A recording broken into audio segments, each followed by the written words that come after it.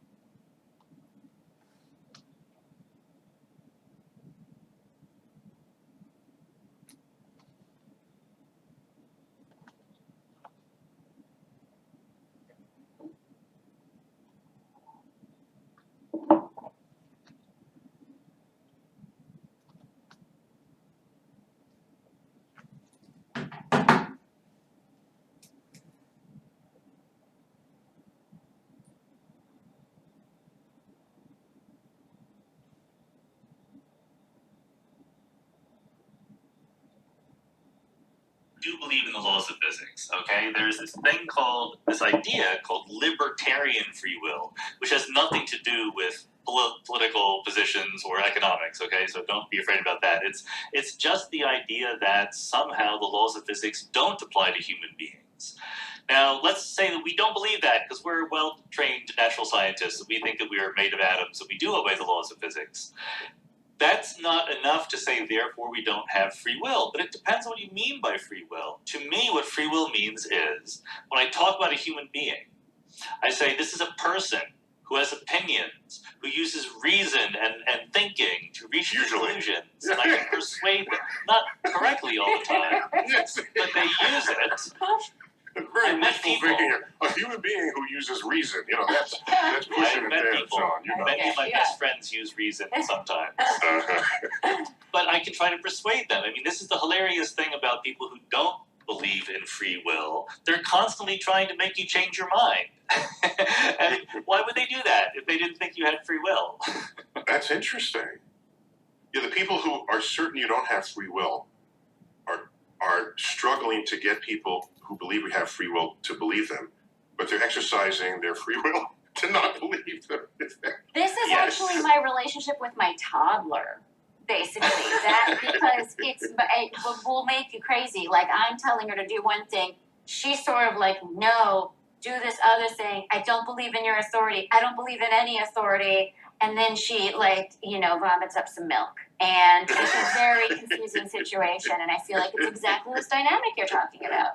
I think it's a promising political philosophy that she's developing. Up to milk conclusion. It undoes a lot of puzzles, yeah.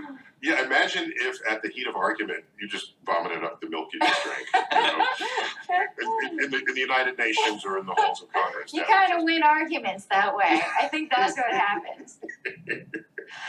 All right, keep them coming. All right, Pablo Duarte from Valencia, Spain, asks, scientists have been But struggling. does it end in an E? Is it Duarte? You know, he wrote the pronunciation as do art. So I'm, Oh, well, yeah, then, there's no there E at it the is. end, so just do art. I wanted Okay. to say Duarte. I did want to say that, but I didn't. Mm-hmm. Pablo Duarte from Valencia, Spain, says scientists have been struggling for decades to come up with a theory of everything. Do you think we can get there with incremental steps, further developing existing theories?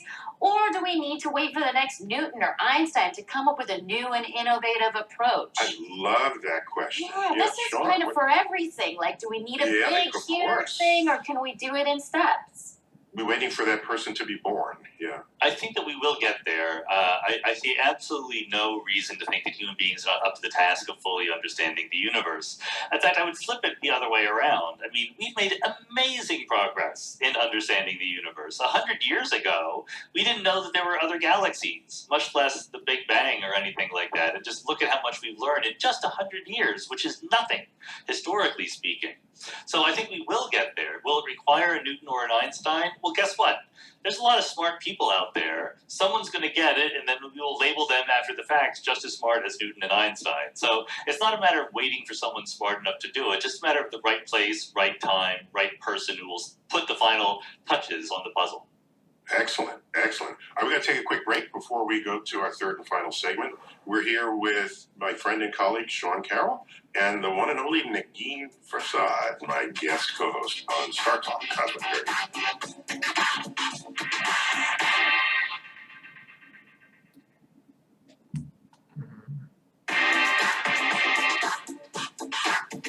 We're back, Star Talk Cosmic Fairies edition. Sean Carroll's got a new book on the biggest questions of the universe, and he's tackling space-time and motion, some of the fundamental things that give physics its life force.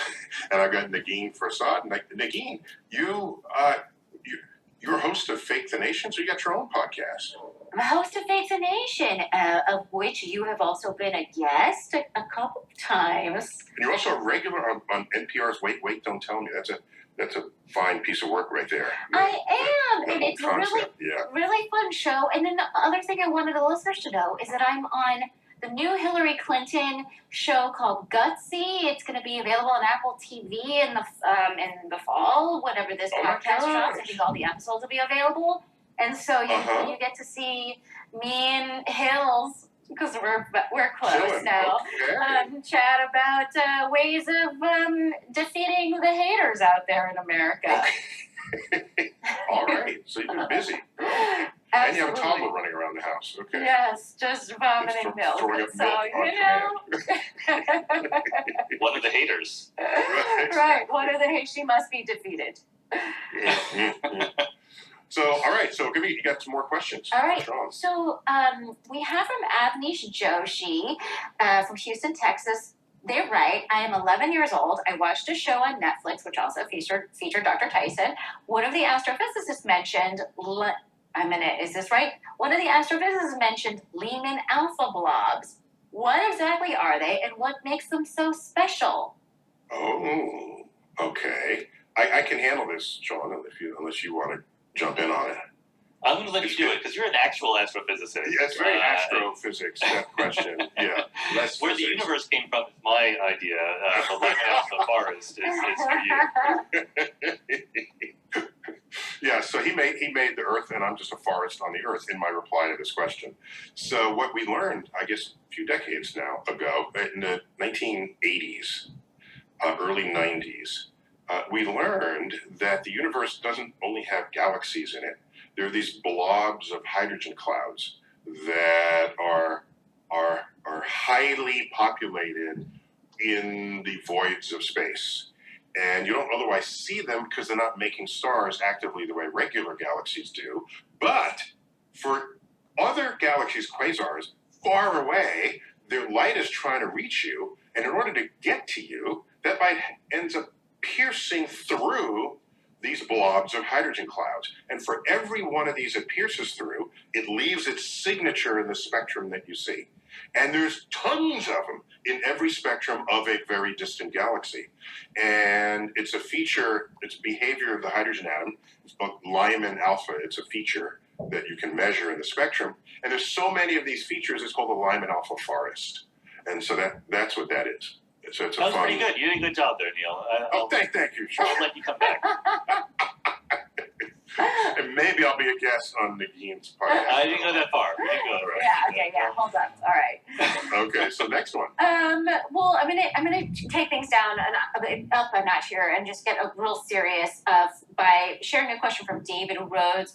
David writes, could the Big Bang just be a cosmic fart from a celestial giant? I love it because whenever physics questions start with, could it be possible that? The answer is always sure. Right. It could be. I mean, I don't know if that's the way to go through your life, thinking that that's what the Big Bang was. Just to be pop culture fluent here, there's an episode of Family Guy where that is demonstrated. I see. Okay. Where cosmic fart is demonstrated? Yeah, there's a deity that farts out our universe into Big Right, Bang. That's right. in an episode of Family Guy, just to be clear on that. But okay. We would have to attach some equations to the idea and make some prediction for, the abundance of light elements from the early universe. But, I can imagine testing this empirically. Okay.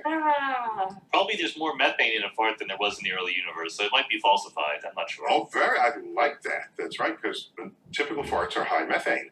Yeah. And methane is carbon and hydrogen, and there wasn't much carbon in the very early universe. A typical fart is high methane, but a cosmic fart. Again, true. You know what Right. I mean? Yeah. That's a loophole. Yeah, you got Exactly. Nagin, you could easily have been referee number 2 on this paper. That were right.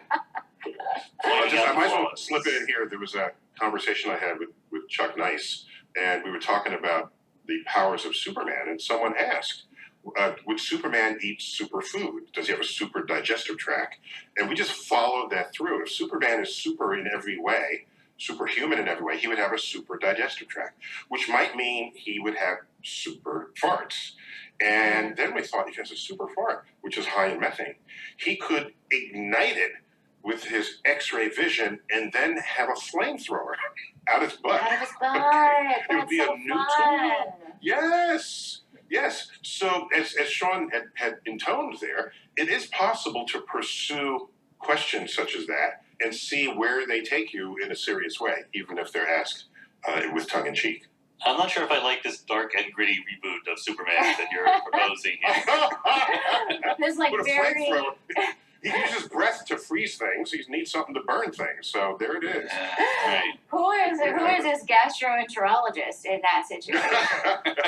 When Chuck lost the gasket, when he imagined, because he has to roll down his drawers, and then stick his butt out and then make that happen. Oh yeah, it gets a little salacious in front of the kids that it's trying to save from harm or whatever. Okay, so Nagin, see if you can salvage this conversation back to... Here we go. Well, you know what? I'm going to turn to Zachary Keene from Nebraska, who's wondering, since Dr. Carroll has an interest in quantum mechanics, if he's ever heard of quantum biology and his thoughts on the idea that quantum mechanics could play a role in the biological processes of animals. Oh yeah, when I wrote my book on quantum mechanics, one of the bits of research I did was to go to Amazon and type in the word quantum into the search bar, looking for what books had been written with quantum in the title. And so there is quantum yoga and quantum leadership and quantum healing and quantum prayer, and most of these... Quantum leap. Don't forget quantum leap. Quantum leap. The Schrödinger equation appears in almost none of these books, as far as I can tell.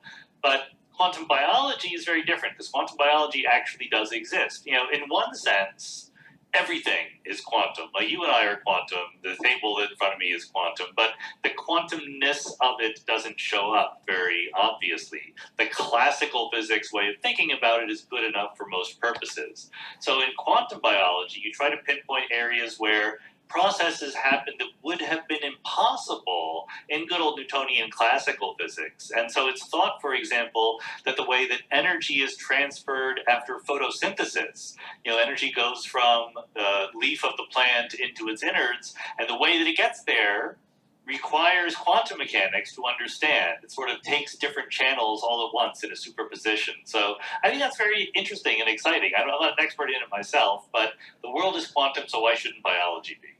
But that's describing the chemistry of the process, right? So there is no understanding of biology without chemistry. There's no understanding of chemistry without physics. So isn't it all just physics in the end? Yep, everyone else just learn physics and apply it to make the world a perfect utopia. There you go. See, I hate to make the subtext text there, but sometimes just have to be explicit. Yeah. All right, let's keep going. Nagin, we're making good progress here. Yeah, we're really plowing through these. Here we go. Connor Home asks, Dr. Carroll, what do you find to be the most fascinating thing in the universe, either observed or theorized? And what do you think or hope will be the next big breakthrough in theoretical physics? Love it. I mean, you're asking me to choose the most fascinating thing in the universe. Is like asking which one is your favorite child, right? I love everything in the universe equally. But I do have a... Every parent says that, and it's not true. It's not true. It's not true. You can totally pick a child online if you Parents have to say it. So. Right, they have to say it. I have a soft spot for what we actually just talked about at the intellectual high point of the conversation, which is that there is a moment in the history of the early universe where the early universe is like a nuclear fusion reactor. It's turning hydrogen into helium and other elements by fusing them together. And that's pretty cool all by itself, but it's not that different than what happens at the middle of the sun. What's interesting about it to me, what will never stop blowing my mind, is that this happens a matter of seconds after the Big Bang. Okay, we live in a universe that's almost 14 billion years old. A few seconds after the Big Bang, nuclear fusion was going on. And we take the theories of physics that were developed by us here on Earth with our tiny little brains in the past 100 years, and we extrapolate them back to seconds after the Big Bang to make a prediction for how much helium there should be and how much lithium and all that stuff. And it's exactly spot on. We get it right. We human beings are able to use the power of physics to understand what was going on a minute after the Big Bang, and it agrees with the data. And that just will never cease to amaze me. Cool. Yeah. I don't even know what to say to that, but except that it really does feel like a brag, like just a brag for humans. Oh, yeah. What do you mean? I mean, you said my favorite. I'm not going to pick the thing that makes us look dumb. There's plenty of those. Yeah. Like, I don't know, like American cheese. That one makes us look dumb. No, Cheese Whiz. Cheese Whiz makes us look dumb. Yeah, cheese. Like there's a lot of, but you have to take the good. There's got to be a lot of asterisks in there that includes all of the cheeses that we did wrong. Again, I'm just trying to go to ancient France where they have their famous cheeses. Yeah. And say, one day there'll be a country where they put cheese in a spray can. That will bastardize this art. Yeah. I can just picture historians thinking about, the list of accomplishments of the 20th and 21st century humanity, and we have room for one more. Should it be the Big Bang or cheese in a can? Yeah. Easy cheese. Opinions differ. Oh, I know. Time for just like a couple more. Okay, here we go. From Tony Thompson. He writes, we continue to break down matter further and further as we explore molecules to atoms, atoms to neutrons, protons, then to quarks, etc. In theory, if we ever reach the most fundamental building blocks in the universe, would it be logically possible to prove it, or will the search for smaller particles always exist? I love that. Yeah, so let me restate that. Sean, we have our base particles that we're taught in physics. What confidence do we have that they cannot be further broken apart? Or we just like the Greeks who said the atom is indivisible, and then we divide the atom, and so the word doesn't even make any sense anymore, though we still use it. So yeah, it was the chemists in the 18th century who really caught on to the idea of atoms, and they sort of leapt a little bit too quickly in assigning the word atom, which is the Greek word meaning indivisible, to their little building blocks of chemical elements. Because, of course, then we discovered that they are divisible, right, into electrons and nuclei. The nuclei are divisible into protons and neutrons. The protons and neutrons are divisible into quarks and gluons. But the point is that by this point, by the time you get to the quarks and gluons, physicists are not complete dummies. Like, they caught on that this is a really good thing to do. Like, you could become famous if you figure out that the particles that we know about are made of tinier particles, right? That's a route to success. So everyone asks this question, and what you do is you do science. You say, if it were true that electrons and quarks and so forth are made of smaller particles, how would we know? And can we build a theory in which that's true? And people have tried to build theories in which that's true, and they're constantly disproven by the data. So you don't ever in science prove that something is the final answer. But what you can do is disprove a whole bunch of other things. And eventually you're left with the remaining possibility. So I'm of the opinion that there need not be a very deep, further set of layers of reality below what we currently know. It could be a completely different kind of stuff, right? It might not be new particles at all, but I don't think we're just going to continue to find smaller and smaller particles out of which the things we now know are made. That's very not Men in Black, you realize, right? I need to. We need to have to talk about taking Hollywood movies as documentaries again. Yes. You know, are we a snow globe on the mantle of an alien? You know, our entire universe, what that is.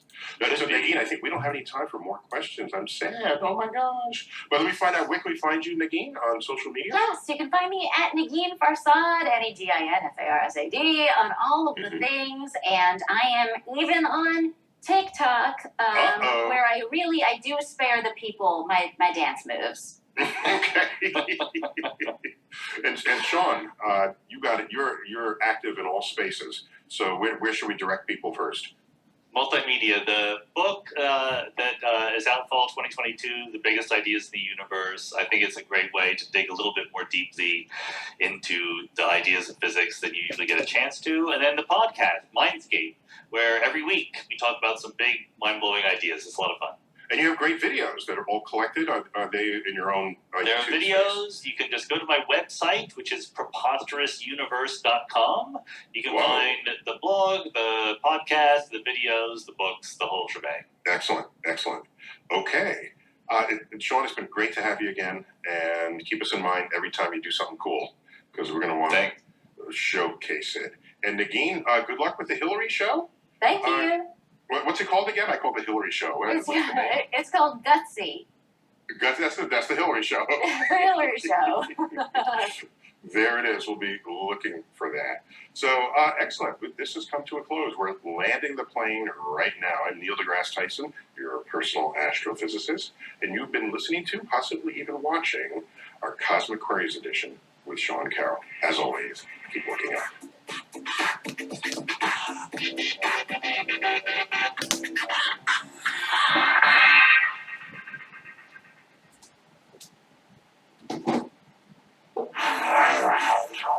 Welcome to Star Talk, your place in the universe where science and pop culture collide. Star Talk begins right now. This is Star Talk Sports Edition.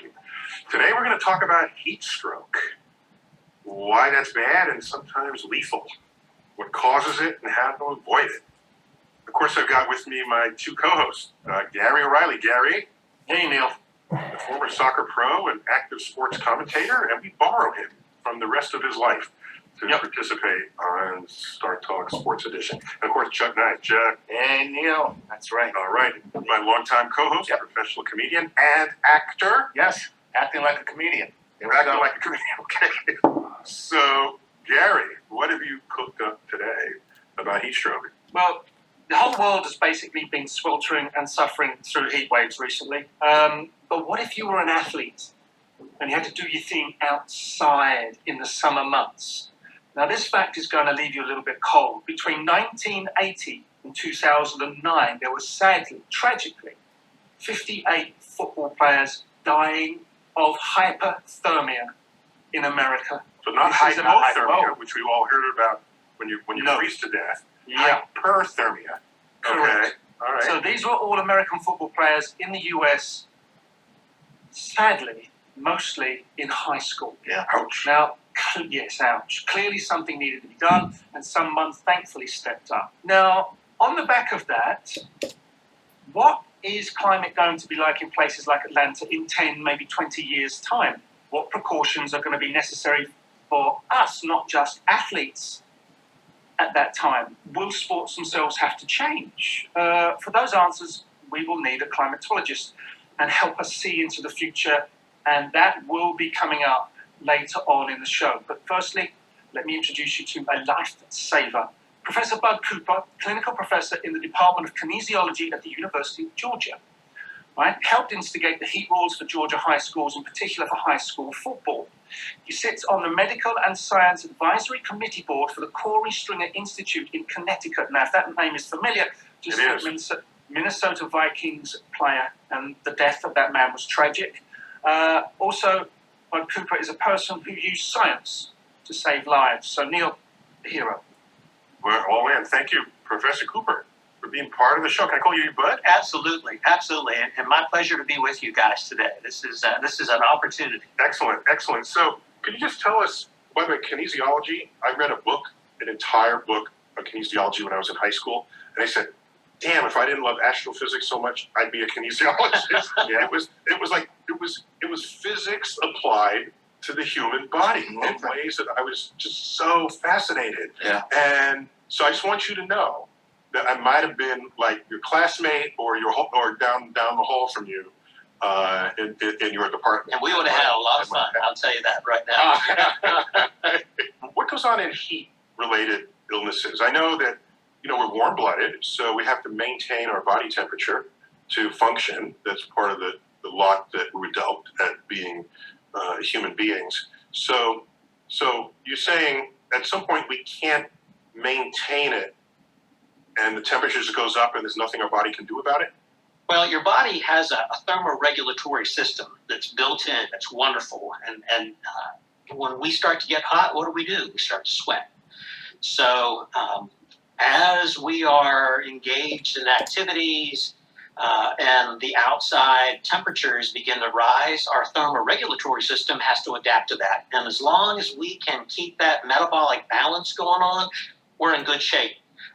It's when that balance is not met that we have to look at alternative means with which we can implement policies or practices that will prevent the catastrophic events such as heat exhaustion and heat stroke. But if you're sweating, of course, presumably your body needs the sweat to evaporate. Otherwise, it's not. You just get wet and funky. So when you talk about heat, I presume it's not just the heat. There's a humidity factor as well, right? Actually, there's two factors that play into that. Humidity is by far the largest influential factor, and down here in Georgia, we call it the hot corner of the United States because it is not only hot, but it's also humid. But the other component that goes into all of this is what's called the radiant heating effect. This is what everybody experiences. You go outside, it's been a hot day, you lean against a building that's brick, and you go, oh, that wall's hot. Or if you stand in a parking lot and you go, oh, man, that asphalt is cooking. Yes. Basically, the cooking the egg on the surface of something that's been sitting in the sun. It is.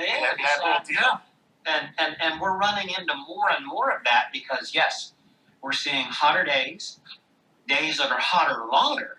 So getting hotter earlier in the day and lasting a longer period of time. But we're also seeing that, for whatever reason it may be, we're seeing that institutions, colleges, universities, high schools, all putting in artificial surfaces now because it's easier to maintain. We don't have to worry about the grass getting chewed up. We don't have to water it. We don't have to do any of those kind of things. However, all of those artificial surfaces are now contributing to that solar heating effect because of the manner in which those surfaces are manufactured. So it's becoming a big problem. The most common underlaying surface of those artificial surfaces is ground up automobile tires. And if you watch any I've done that. I laid flat on one of those fields and parted the quote grass, and it was just jet black underneath. Little particulate particles. I said, "Whoa!" Yeah, you watch any of the college or NFL games over the weekends or whatever. You'll see the athletes turn and cut and get tackled. You see that. Which, in a way, if you're a fan, it's kind of cool because it's what they use to show what the guys are opposite balance. You see the little shards of tire that look in the air. You're like, oh, he was clearly in. He was in. Yep, absolutely. All right, cool. So, Dr. Cooper, do you just look at someone and say, you need to go sit in the shade? Or is there a clinical process for you to decide that this person is about to enter a heat stroke? So there are a number of different things that we are looking at, not just the amount of sweating that's occurring. In fact, in some cases, somebody's sweating mechanism could actually have shut down and they stop sweating. It's in one way or the other. It's not just one. It could be either too much sweating or profuse sweating. It could be not sweating very much at all. They can appear very red-faced, or they can be very pale. Oh my God, the storm. They oftentimes will start to lose a little bit of their cognitive abilities. They'll look very lethargic. Disorientation. So, the baby. Sweetie, you and me are gonna make the baby.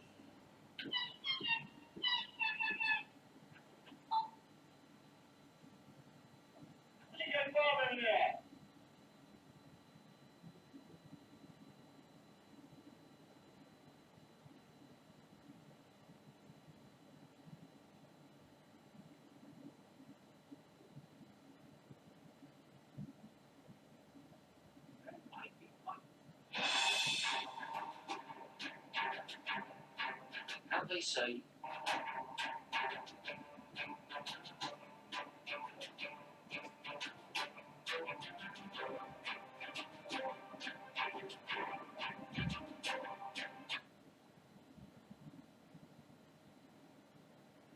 yes, it's sweet.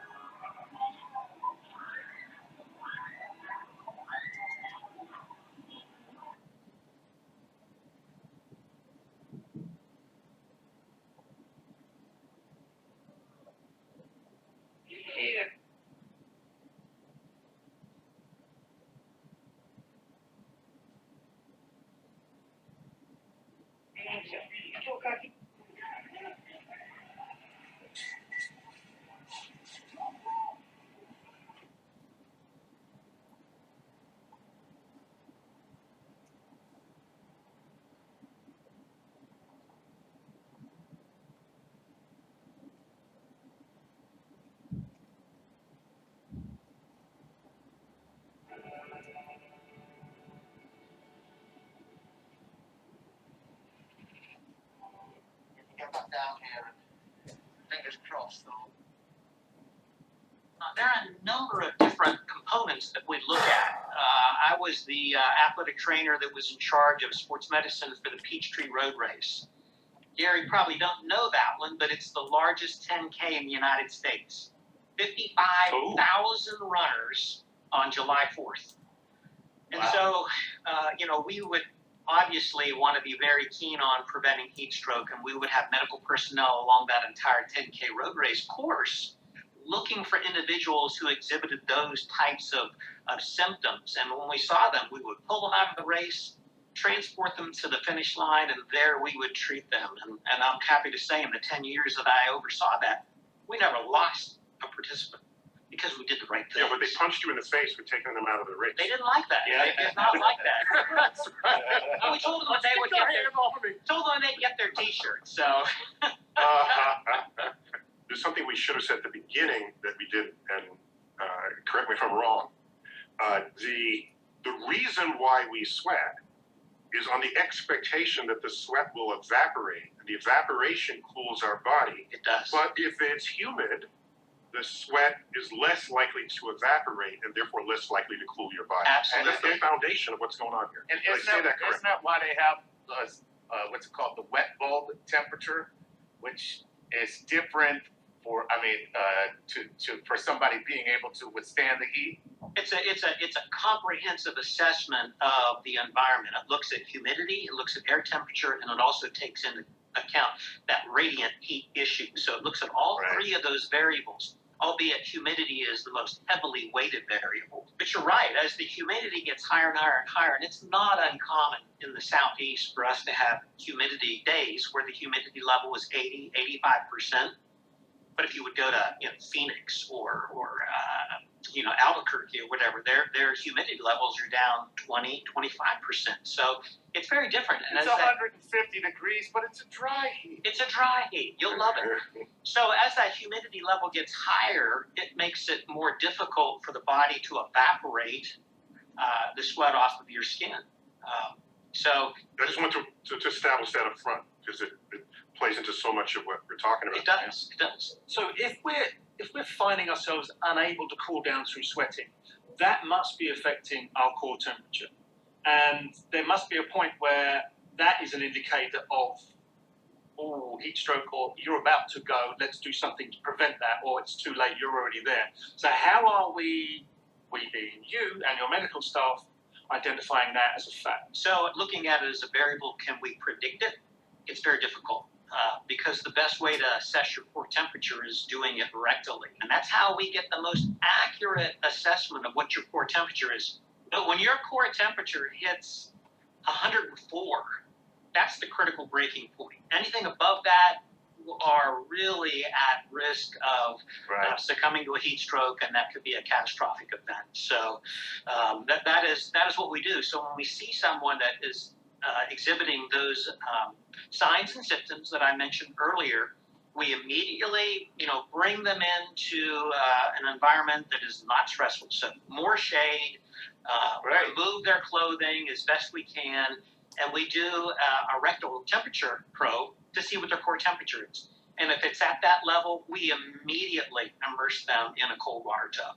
Got to get their temperature down. I gotta say, getting your temperature taken rectally will certainly make that a memorable practice. Well, and if you're at that level, 103, 104, I promise you, you're not going to fight me on that because you're probably not going to be conscious. You're gonna be knocked out anyway. So, Yep.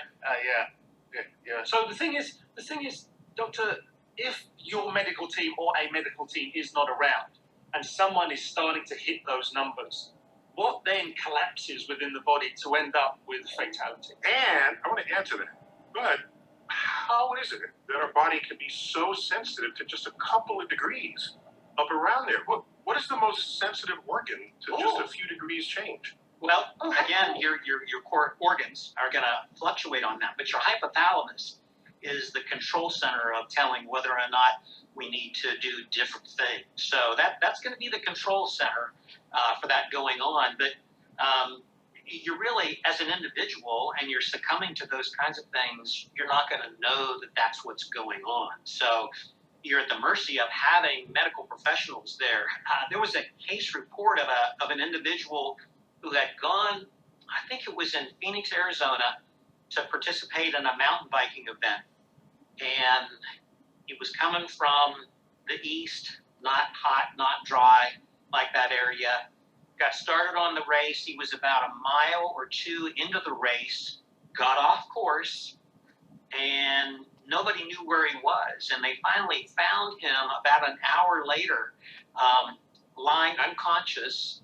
They thought that he had fallen and had a head injury and was unconscious as due to that. And they treated him as such. They never looked at his core temperature or anything like that. When they finally got him to the hospital, it was then that they deduced that it was actually a heat stroke. And unfortunately, the individual didn't survive the event. And that was because it was not diagnosed correctly. And again, on the spot. it was just a tragic chain of events there. So now, when you call it a stroke, does it mimic any of the characteristics of an actual stroke, A traditional a traditional brain stroke? And are any of the resulting injuries, lasting injuries, do they mimic a traditional stroke? So if you were to look at the true definition of stroke, he had a stroke. We're talking about the cutting off of blood flow to the brain. That's usually brought about by a clot or an aneurysm, something along those lines. When we look at heat stroke, it's a little bit different, and that is that the body, because it is getting to be so hot that the internal organs are shutting down as a result of that, they're not shunting blood in the direction of your brain. So yes, it would be catastrophic from that perspective. But it's not to be construed as the same thing as what we see from a cardiovascular death that's brought about by it.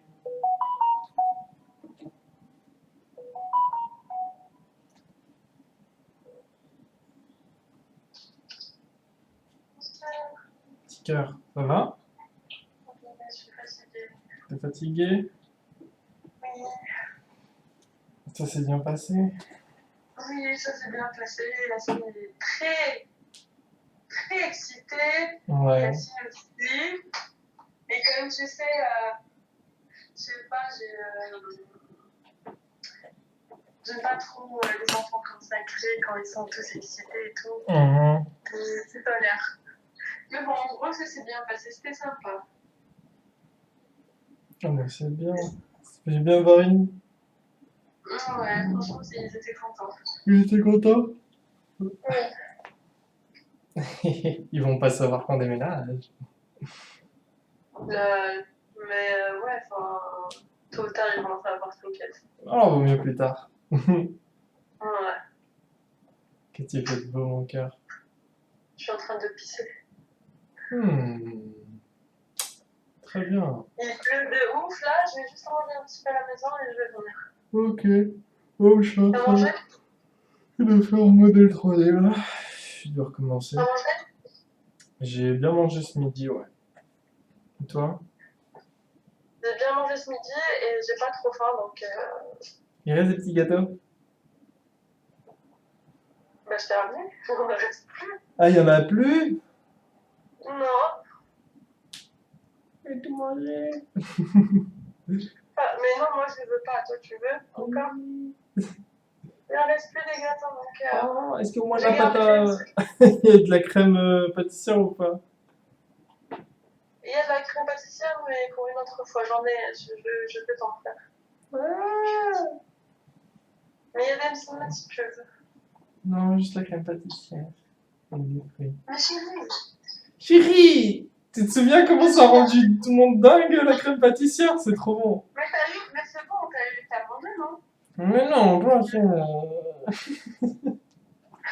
Tu veux perdre 20 kilos chérie? Ah. Allez. Mais j'ai fait du sport aujourd'hui. Mais non. Ok. J'ai ramené ce que j'ai de la bouffe et Ok. Sinon, Sinon quoi? on se prend un jus de fruits. On se prend un jus de fruits. Chérie, tu parles, tu sais ce que tu dis ou pas? Tu vas le prendre où? Comment? Chérie, je suis encore en train de faire mon modèle. J'ai dû tout refaire parce que ça s'est cassé en... Mais je viens ou pas? Bah oui, si tu veux venir, viens. Attends, je regarde la méthode demain parce qu'avec cette fatigue-là, ça me donne pas trop envie de sortir demain. On va se faire des... Est-ce que demain ça te dit de venir chez moi? Non. Mais chérie, je suis obligée de partir au boulot le lundi, hein.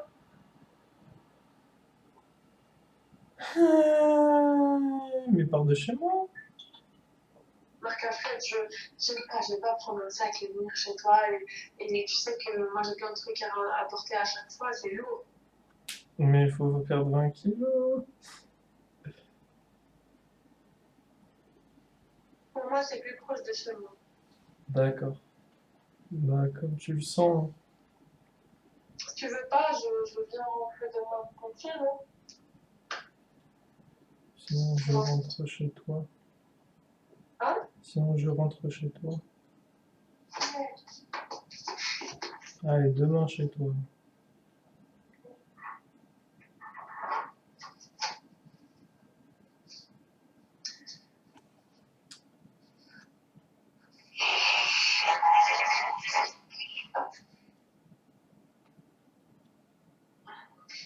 Bon, vas-y, mon cœur, je me prépare. Ok, mon amour. Vas-y, bisous. Bisous. Tu peux avoir la crème pâtissière? Merci, bisous.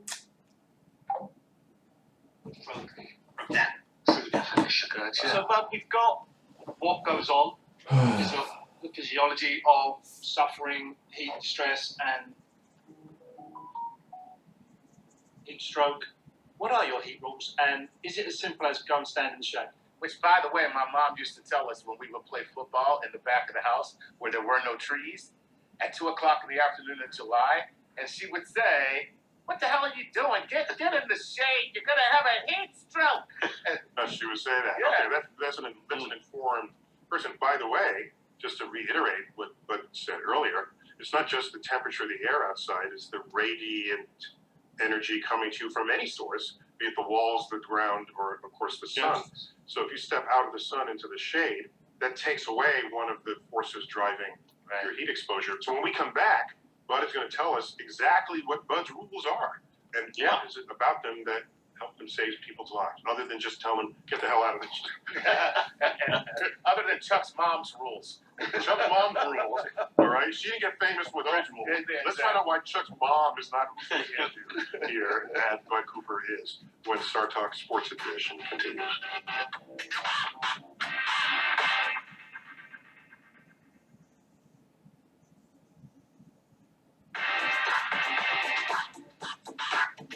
Star Talk Sports Edition, we're back.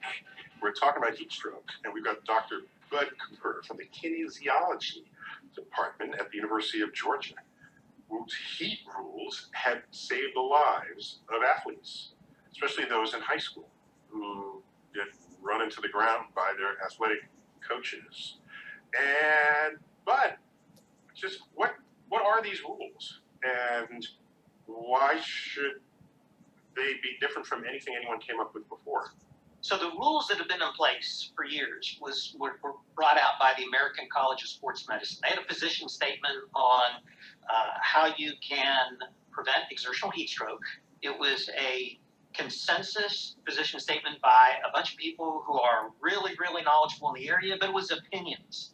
They sat around, talked Okay, about so it. you're talking about BC times, before Cooper. Before Cooper. Cooper, Right. Yeah, BC, okay. Yep. So All right. to address the problem, I wanted to look exactly at what was going on. So I did a 3-year epidemiological study where I just tracked everything.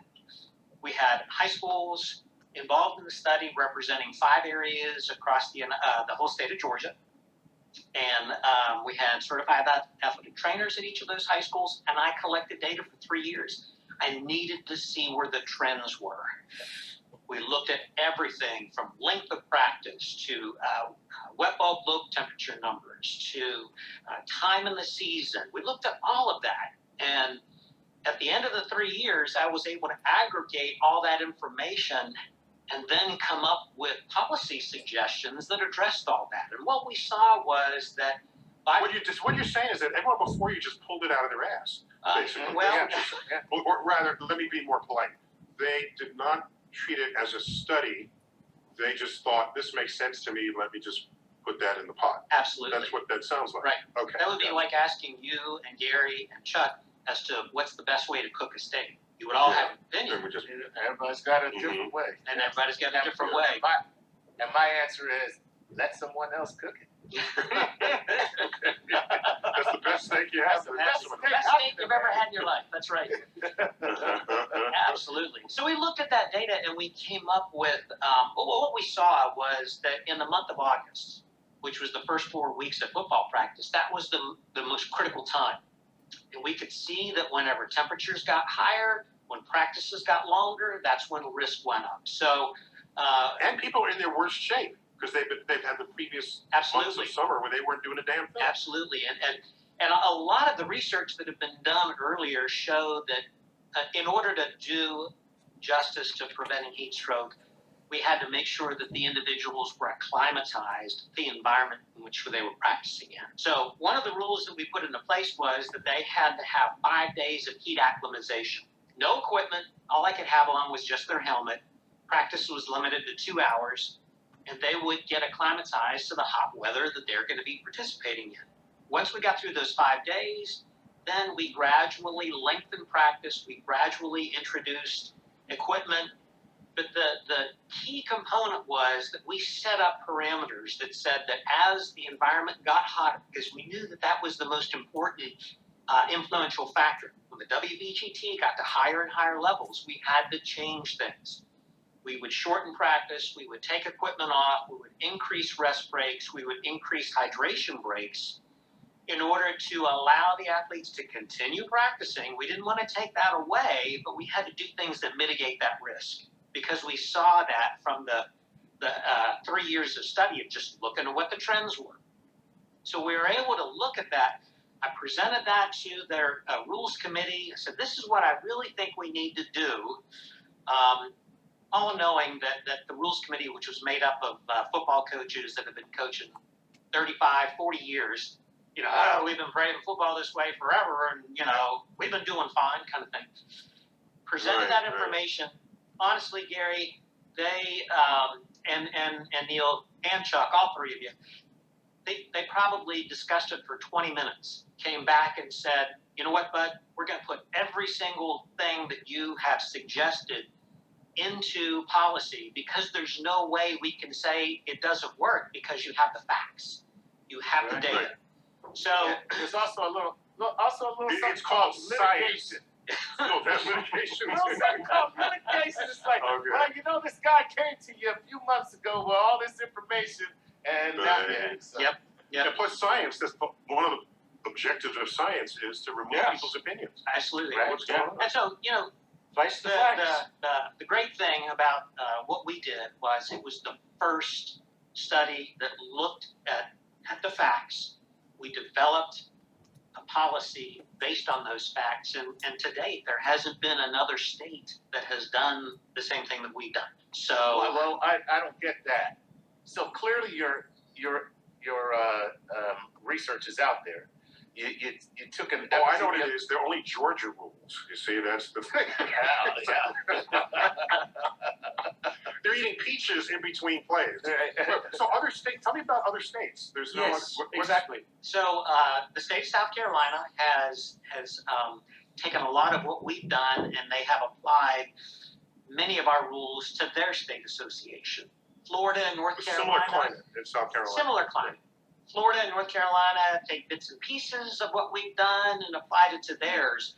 But by and large, the rest of the states across the continental and Hawaii and Alaska have not done anything like that at all. I'm in the north. Why do I need you? Well, that's a great. I mean, that's kind of funny sounding, but that's a really good attitude question because you hear about heat deaths up here as well. Only recently, right? while you see more of them in the South, it does happen everywhere. And we're seeing that, I think, mainly because we're getting hotter and we're seeing areas in the North that are experiencing heat waves. Again, the Corey Stringer Institute was founded on the death of Corey Stringer. That happened in Mankato, Minnesota. You can't get any further north than that area in Minnesota, and that was because they had a heat wave up there. So there was a young man that was clearly he had a heat stroke here in New Jersey. I forget if it was last summer, but or the summer, I forget, but and they put him in the they took all the ice in the Gatorade things and they literally submerged him in that. Is that part of your protocol? It is. It is. Our protocol is to immerse an individual into a cold tub ice immersion bath where the temperature of the water is 50, 45 degrees. It is the fastest way to get the core temperature down. We need to get it down below about 102 before we would allow them to be transported by an ambulance or an EMT service or anything like that. And the problem is that ambulances don't have cooling mechanisms on board, and most hospitals are not set up to do that either. They have ice blankets they can put people on, but we're getting them submerged up to their neck in ice water, and it is the best. Plus, way. any good locker room is going to have unlimited supply of ice, right? For ice bath. They should. Put some ice on that. But you know, Put some ice on Put some ice on that. one of the rules that we have Get back out there. here in Georgia is that whenever the WBGT gets to 86, it's mandatory that ice tub is on site and ready to go. So that when somebody What is WGBT? What is that? wet bulb Wet globe temperature. Wet bulb globe So temperature. it's Excuse me. looking I at don't know, on an those abbreviation basis with a wet bulb globe Globe. temperature. globe of WBGT. Okay. Right, got it. right. So Bud, if you've not been able to bring organisations towards your thinking as blocks, as states, particularly the northern states, have you found coaches in northern states come to you individually and dip into your program because they realise they've joined the dots and they've found out it's not a smiley face? it is.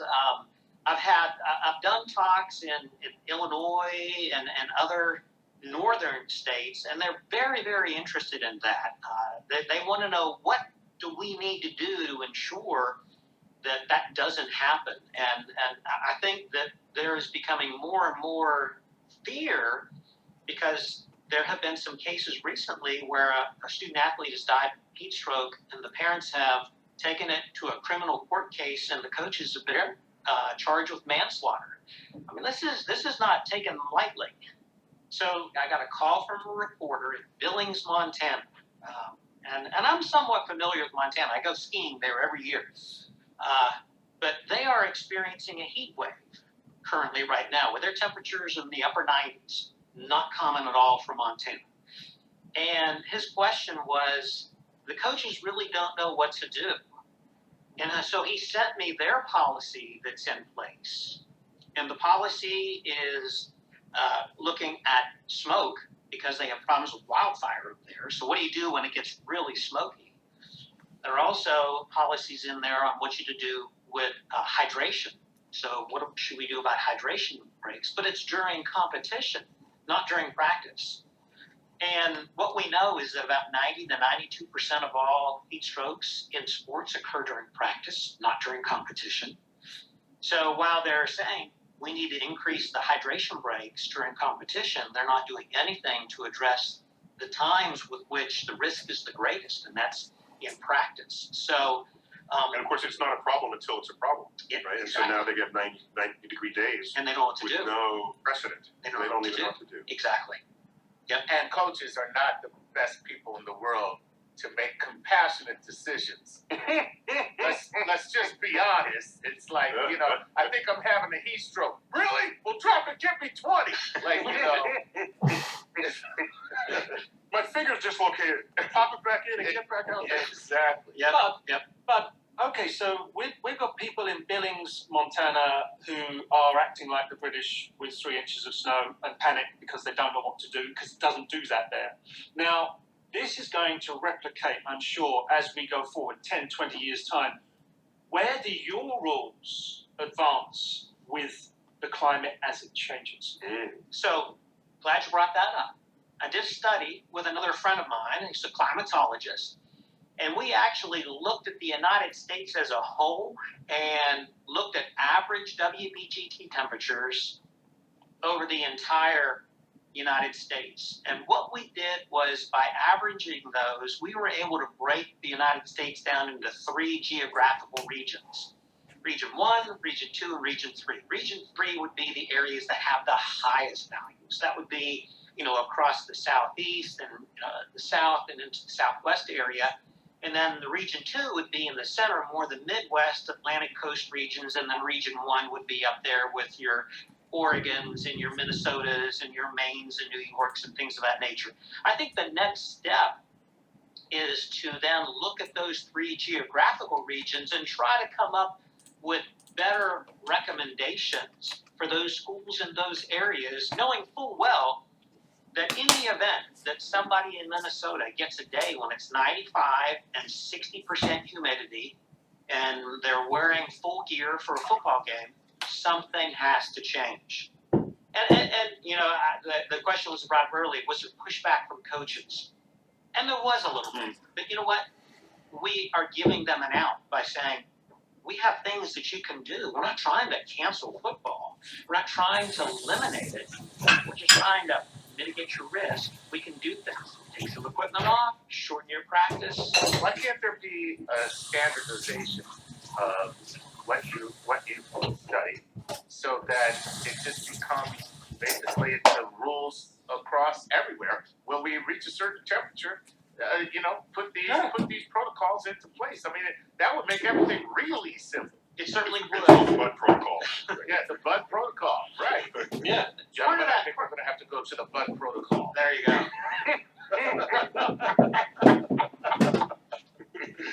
But no, I get better. Cooper criteria. Ooh, That's better. I like that. Yeah. I like that. Yes. That's better. Ooh, I believe this calls for the Bud protocol. No, sir. I think it calls for the Cooper criteria. Don't try to show me up. They're the same damn thing. Wait, Gary, isn't the World Cup someplace hot? Yeah, so we couldn't get it on the sun, so we took it to Qatar. Okay. Well, Nice. I didn't know the Sun put in a bid for the FIFA World Cup. Yeah, they did, but they didn't win. The Sun lost that one. Okay. So the thing is, it goes to Qatar, as long as there's not a heat wave, you're going to be facing 80s and 70s of average temperatures, humidities in the 60s and 70%. So what protocols do you think we should be looking for the organisers, FIFA, putting in place, like hydration breaks in middle of halves, or what do you envisage the teams being able to do to mitigate heat? And if it does get a heat wave, which is not unusual apparently, what could they do?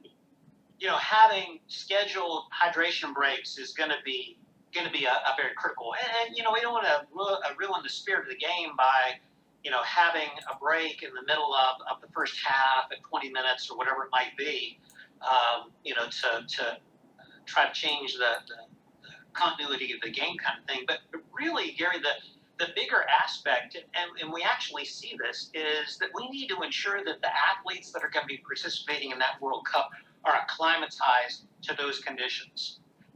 That's the key. So I'll give you an example. In 2015, I was in Scotland on a study abroad trip. I had taken a group of grad students over there, but I met with the Olympic coaches for Team Scotland. They were extremely concerned about their distance runners being able to compete in the Rio de Janeiro games because it is hot and it's humid in Brazil and it's not that way in Scotland. And they were like, well, what do we need to do? Should we have... Scotland not known for its rainforest. No. And not to be slight on them, but it was like, should we make them go out and train with heavy coats on so they can really get their core temperature up? And my answer was no, because that's Make not... them drink Scotch. I like that. Run the whole race drinking Scotch. That'll do it to you. So the recommendation that I gave to the folks in Scotland is you've got to get your athletes down to Brazil or to an environment that is similar in climate so that their athletes can train. And it's going to take them about 14 days for that to happen. So you're going to have to pack them up and move them somewhere where it's hot and humid for about 2 weeks prior to the Olympic Games so that their athletes are acclimatized. And I think that is going to be key to any country that is participating in the World Cup, is that they're... But I have a new business idea.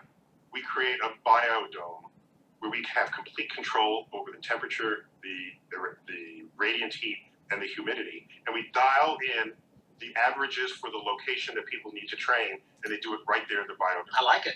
What do you think I of like it. We actually do some research in an environmental chamber where we put either a stationary bike or a treadmill where we can control the heat and humidity, and we do a lot of studies that way. But again, that doesn't mimic what an athlete does on the soccer field or a football field, because they're doing very different and things. they don't have to be fields and Yep. tracks and things, Yep. right? So it would have to Something be tells me airfare might be a little cheaper.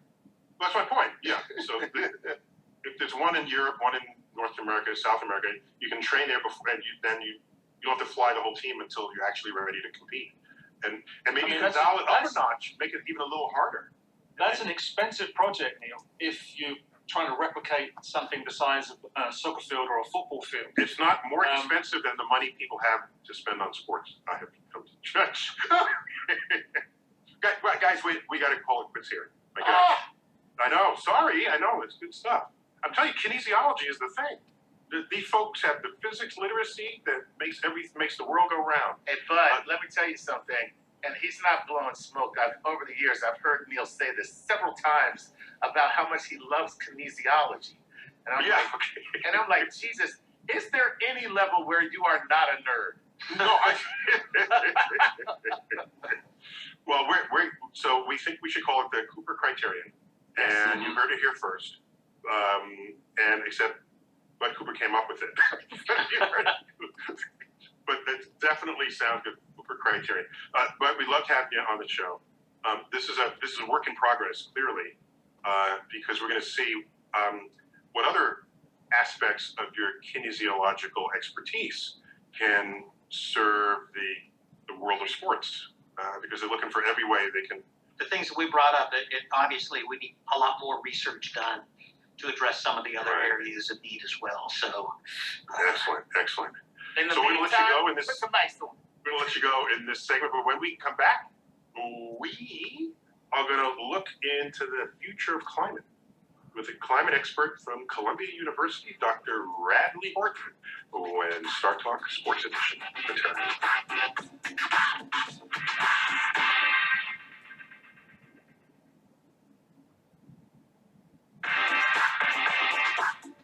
We're back, Star Talk. We're talking about heat.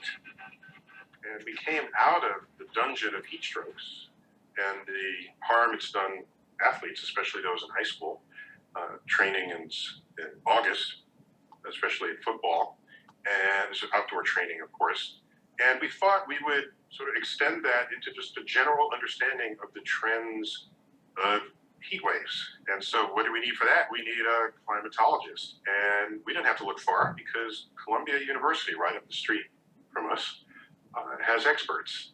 And we've got a Lamont Research Professor, Columbia University, Dr. Radley Horton. Radley, welcome to Star Talk.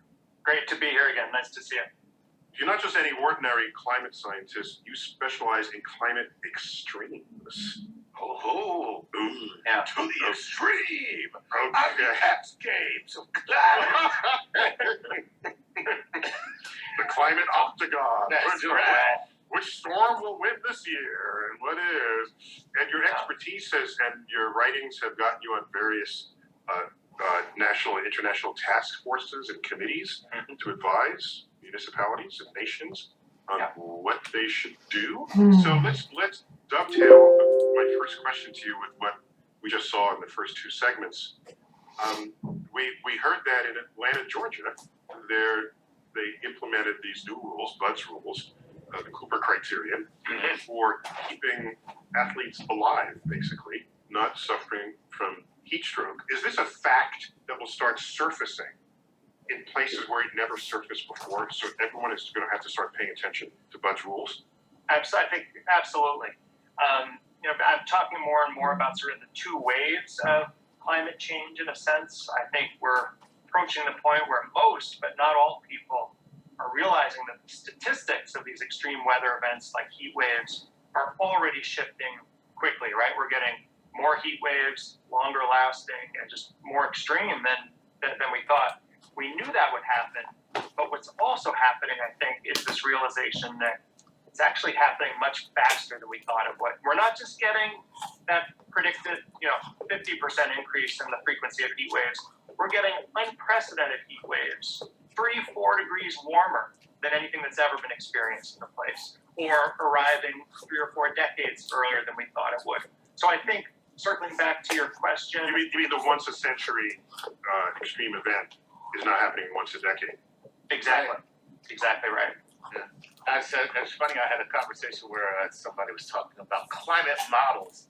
And I said, yeah, the only thing wrong with climate models is that they were all right and that they didn't predict how fast it would happen. So, and that's it.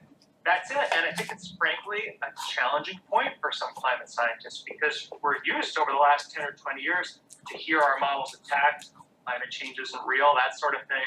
And now, of course, it's clearer than ever climate change is happening. We're the primary drivers of it. But we also need to simultaneously reflect on the fact that our models are lacking, but in that other direction. They're missing what we call these kind of tail risks, right? They actually don't do a real good job at predicting those lower probability, high consequence events. And unfortunately, when you say tail risks, there's a lot in that phrase. Yeah. You don't mean biological tails off of animals. You mean